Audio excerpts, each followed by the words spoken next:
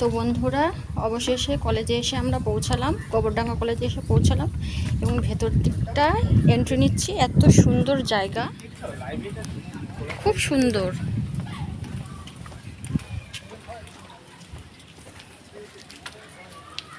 এক এক করে সব স্টুডেন্টরা প্রবেশ করছে কলেজ চত্বরে।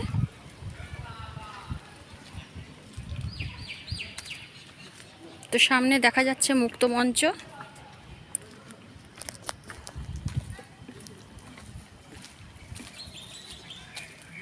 আমার তো এই কলেজের জায়গাটি খুব পছন্দ হয়েছে।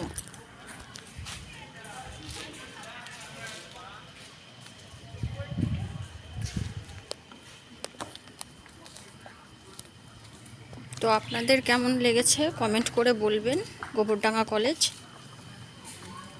ধন্যবাদ।